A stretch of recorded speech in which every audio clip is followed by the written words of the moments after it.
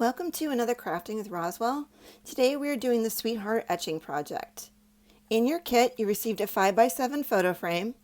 This came from the place where things cost a little more than $1 these days. I really love the look of the frame and the way the holographic look of the shimmer on the sides and the different colors. So that's why I chose this one. You also receive a pot of etching cream. You have a nylon paintbrush. These are basically the kids' paintbrushes. These work really well for the etching cream. Easy cleanup, and they apply the paste the best, in my opinion. I also have a piece of red cardstock for you to use as a photo mat. And then you have vinyl stencils and a piece of contact paper to help you apply them to your glass. You will also need access to a sink, so I'm at home. Recording this project. So if you hear the pitter-patter of doggy feet behind me, you're not making that up in your mind. You might actually hear them. They want to be near, but I need them far away. So I have my sink nearby. I have a craft knife and scissors. I have dish soap. Doesn't matter the brand. This is for cleaning off the etching cream at the end. I have painter's masking tape. This will be more obvious as we get going. Paper towels.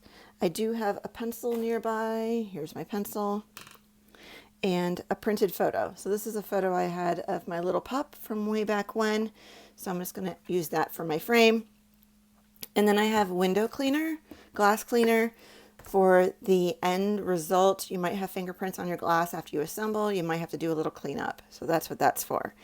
And then my only suggestion would be if you want to use a different color cardstock, if you want to use scrapbook paper instead. The big thing to know is that the etching cream is going to show up best against a dark solid color. You're not going to want it to be heavily patterned. It's going to be harder to see your etching result with that in behind it, and that'll make more sense in a minute. So I've gone ahead and taken apart one frame. Here's my pieces. So this is just kind of the insert that comes behind the mat that they give you. Here's my piece of glass. And on this glass, you can see I already tested the etching cream to make sure we would get a nice clean etch on this style of glass. And we do. So that's showing you the effect. So we're basically getting this etched look against a dark background. And so even against the red, that etched corner does pop.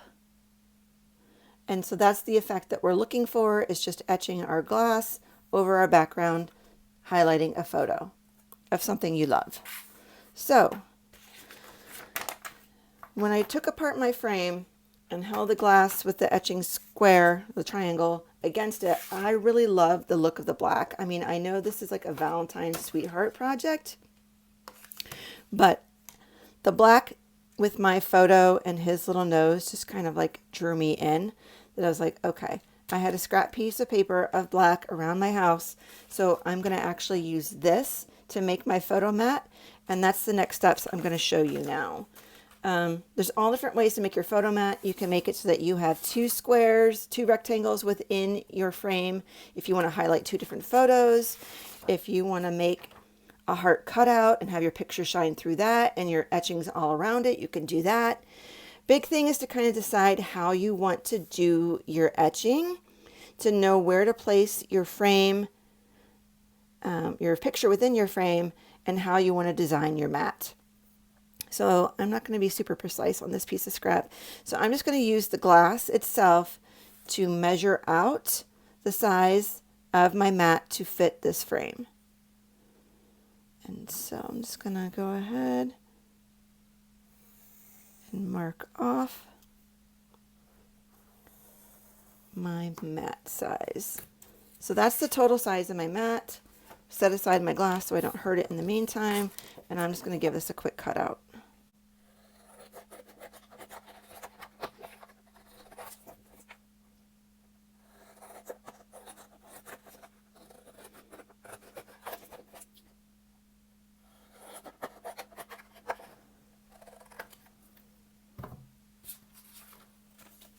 All right, now that this is cut, I need to decide where I want to place my photo on my mat to then trace this out to know the overall size of my picture and then come in after slightly inside those lines to then give me that little bit of an edge to hold my photo down inside my mat.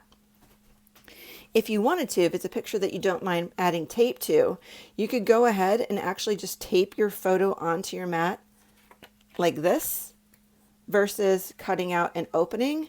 But I wanted to show you the steps I'm going to use to cut out an opening in case you choose to do that. The other thing to keep in mind is that with any frame, you have a little edge that is held inside the frame in order to keep things from falling out. It keeps everything all nicely together. We cannot just go ahead and place our picture right in the middle and assume that we're going to be able to see our stencil design over our mat inside our frame. It could end up cutting off our design. And if you want it kind of cut off on the sides, by all means, you can do that. In my mind, though, I have a different look. So when I add my cardstock in behind, you can see it all fits in perfectly. I know I'm going to lose a little space along this bottom. And then let me just push these pins down really quick just so my glass doesn't fall out when I turn this. Be careful with those little pins. Like I said, these aren't the sturdiest frames in the world. So if you bend them too much, they could break off.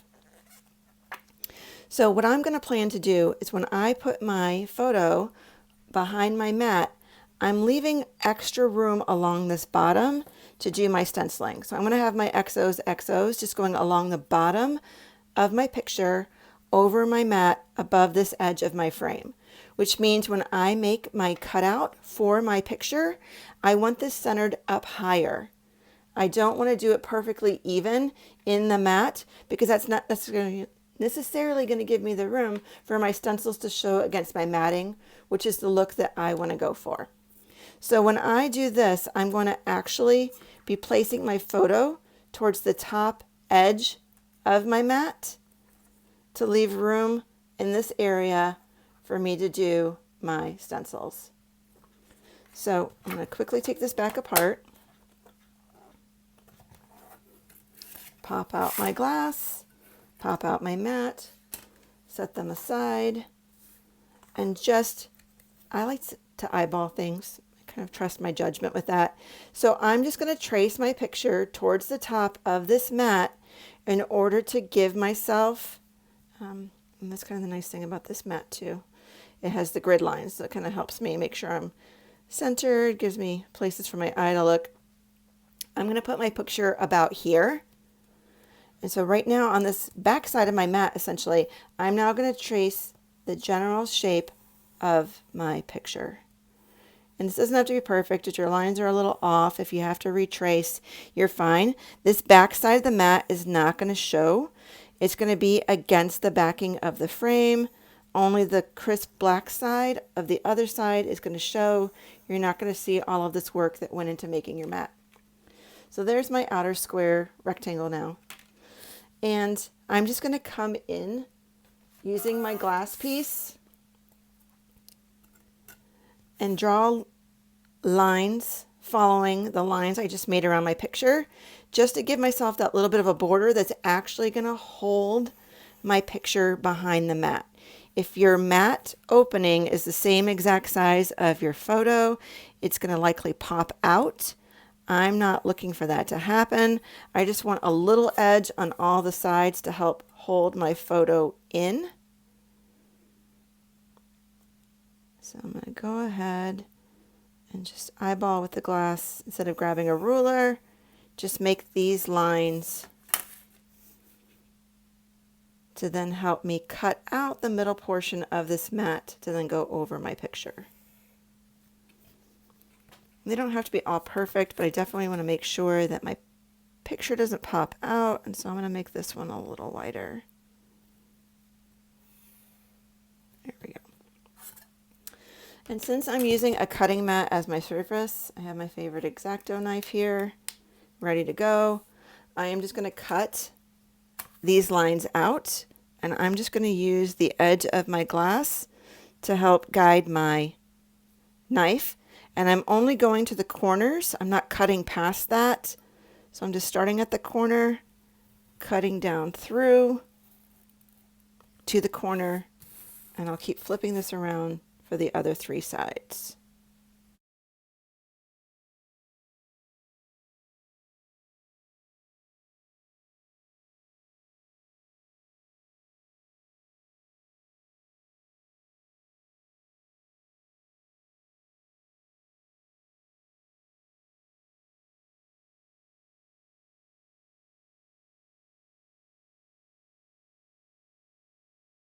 Add this to your scrap paper pile. There's a little bit of jaggedness. I'm just going to go ahead and clean that up. And so now I have my matte opening that will hold my photo in behind in my glass for my frame. Oh, he's so cute. I'm biased. I'm very biased. So there is that piece of it. Now the next fun step is actually starting to work with our stencils now that our mat's ready, our picture's ready. But what I'm going to do is actually act like I am enclosing this in my frame, and I'm going to apply the stencils to the front, actually having my photo placed where I want it. Put this backer sheet back on, just building back those layers, and my backer. Now you can also do portrait versus horizontal, depending on the pictures you're choosing. I went with horizontal based on the nature of the photograph that I wanted to use. And there is my frame guy. How cute is he? And so now, since I did this spacing, more down here, less up there, I have plenty of room to do my XOXO and my hearts right underneath, showing against the black of the mat for my etching design to pop. So now is the fun part. I'm just going to leave the frame assembled. What I'm going to do, though, is after I apply my stencils and have them where I want them to be, I'm going to take the glass out to then do the etching cream step. That way I'm not doing anything to my frame, not doing anything to my picture. I'm just going to separate those two at that point because the guide work of this being created will be done. So just don't mind me as I quickly go through and apply my stencils how I want to. And by quickly, it's because I'm speeding up the video. So don't feel like I'm an amazing superwoman applying these super quick. I am just going to be doing it in double speed.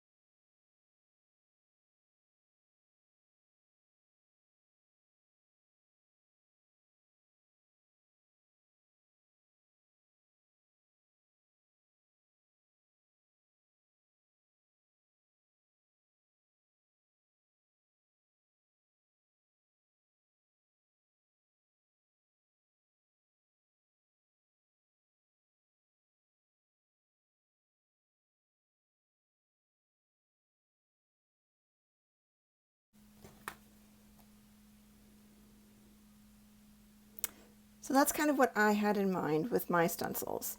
But feel free to place them wherever you want to on your frame and your mat. My way is just an example, not the end all be all. So now I'm just going to take apart everything, set aside my photo, set aside my mat, pop out my glass. And now we can get started with the etching part. So move some of my garbage out of the way. Move my craft knife, put the cap back on. So now we're on to the etching part. And so this is where I'm using painter's tape. You can also use masking tape once I find the end. Etching cream does give off little vapors. Nothing enough to hurt us in our working on the project, but just enough that it could etch the areas around your design on your glass. And I really want to keep my etchings sharp. I really want to focus on just my stencil openings.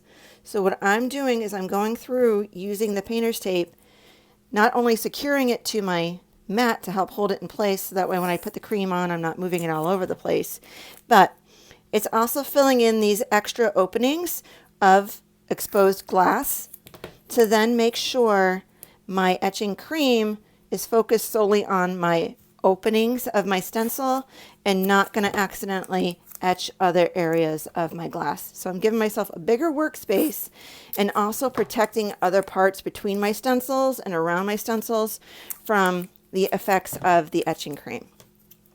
So even for these little small in between sections, I'm just going to cut little pieces of painter's tape, masking tape, and put them right in between.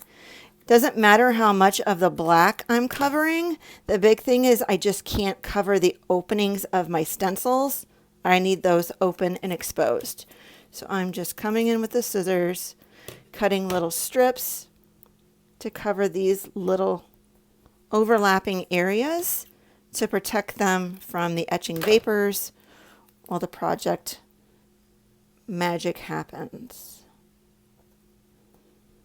All right, so now this is secured to my mat, so I can easily just concentrate on filling in my design with the etching cream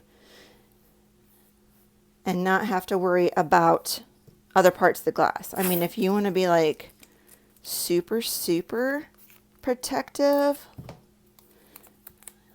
I would go ahead and even add, since the bottom of my glass is covered, add another layer above just to give you more distance that the vapors would have to travel to protect your project. Because the vapors are going to be at work for at least 15 minutes on your glass. So now I'm all protected. And working with this project, please everyone be careful. This is a thin piece of glass. It's not like when we work on a jar or a mug. This is a thinner piece of glass. You want to be careful in how you handle it, that you don't snap it, break it, and hurt yourself, because that's never the goal with any of our projects. So now I have my etching cream and I have my little brush.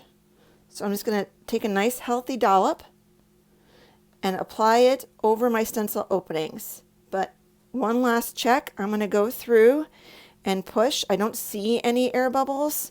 I'm just pushing down around my stencils to make sure that they're secured to the glass. Any bubbles or openings in your vinyl just invites the etching cream to travel to other parts of your glass. And when that happens, other parts are being etched and your design won't be super crisp. But again, this might be your first time etching with me. These kits are an easy way for you to try out new ideas, new projects without a major expense on your end if you're able to pick up a kit. So now that those are all pressed down, I have my dollop. I'm just going to go through and put a nice thick layer of the etching cream all over those openings. And so I like using the black vinyl just because it helps when I do my double check. That'll show you in a bit here once we get them all covered that I've hit all the areas to make sure everything has a nice layer of etching cream covering the stencil to get a nice solid design finish. If you miss a portion of a letter or a heart, it will be noticeable with your etching cream. It won't be an awful effect, but it will be noticeable that it's not solidly filled in.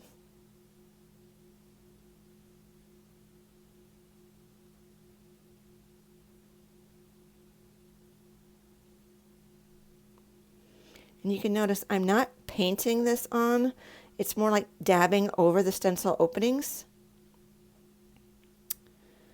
I want a nice solid layer. I don't want to see brush strokes. I just want a nice filled layer of etching cream.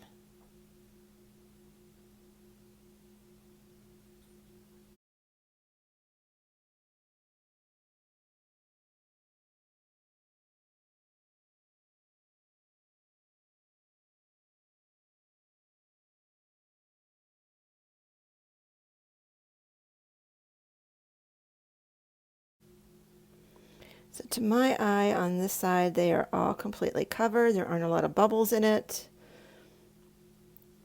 And by bubbles, I mean like in the etching cream, you can sometimes see bubblings or openings where you don't have enough. I go ahead and close up my cream.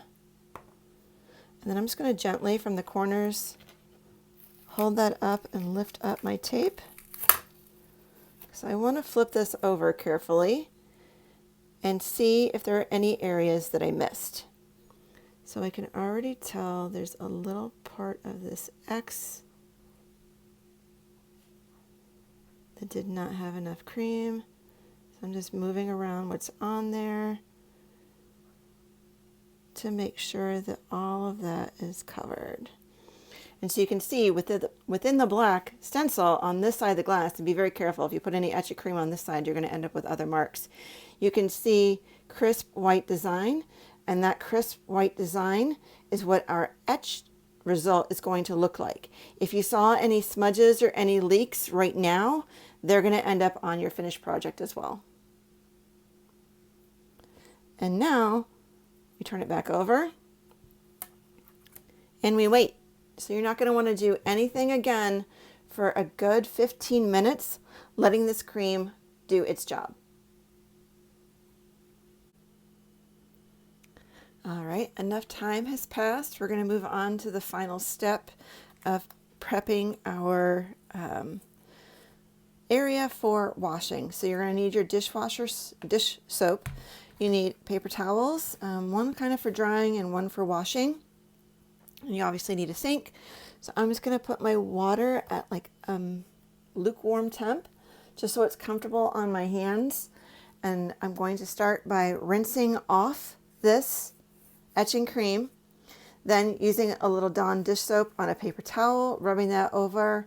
And then after that, then start removing the stencils and the tape. Some stuff might start peeling up in the meantime, but I'm trying to get the etching cream off so I don't splatter other areas and create unnecessary etching in spots I didn't want. So let's go ahead and get the water going.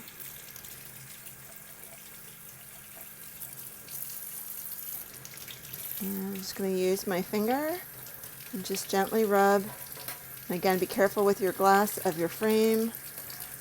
It is super thin. Just holding it gently and rubbing majority of that etching cream off.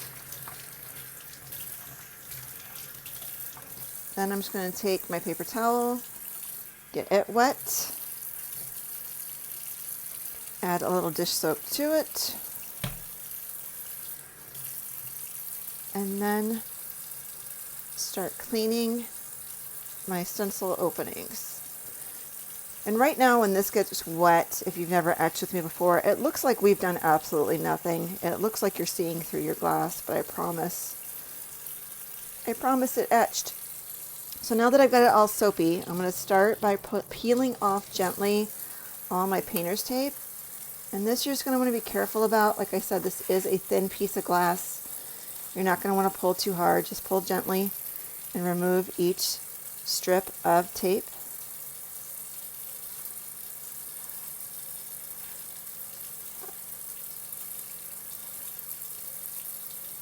You'll see some of my stencil want to come off with it. That's fine. gently peeling it all away, making a little pile of garbage right in my sink. So now I have a few more little pieces left. And these stencils are not reusable. Once they're wet, they lose all of their adhesive. I used a removable adhesive since this is a thin piece of glass. Normally I like using permanent adhesive, but it's going to be easier to remove the removable kind. I'm going to give this another rinse and a little more soap before I pull off these O's. So I'm just kind of giving the rest of my glass a little scrubbing, then using just my fingernail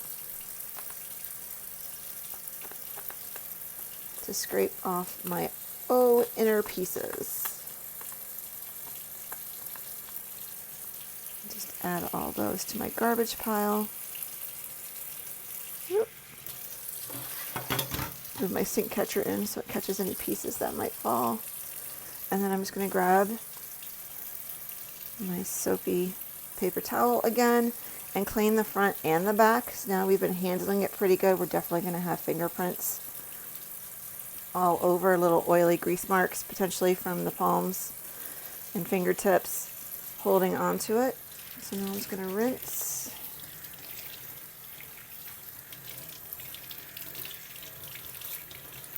Rinse my fingers, rinse my glass.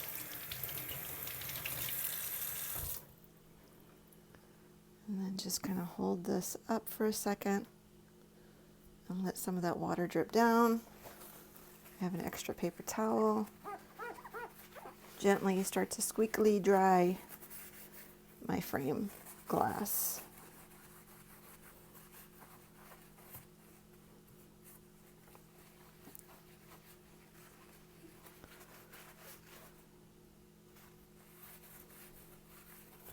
I'm trying to just hold this at the edges so I'm not getting too many fingerprints on it, because the dish soap did a pretty good job removing the fingerprints.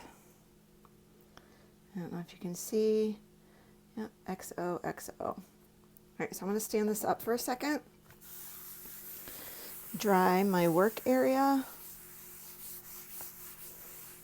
so I can assemble my finished frame for all of you. So here's my frame backing. I'm going to go ahead, place in my glass.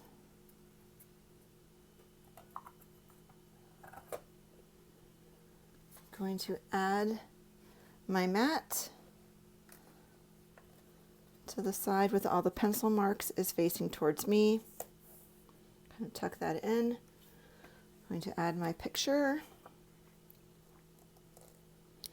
over my opening, and because I kind of traced the major outline of the photo, I know where that should line up. Put this piece back in. I like keeping these just to remind me at a quick glance what size frame this was, and to add a little extra depth. And then add my backing.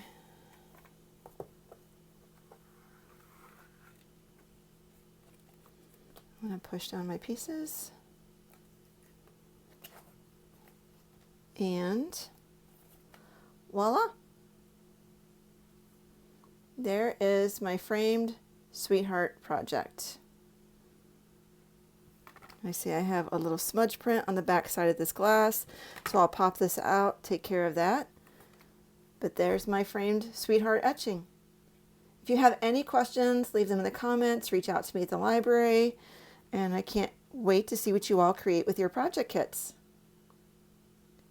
I'll be back next week for more crafting fun.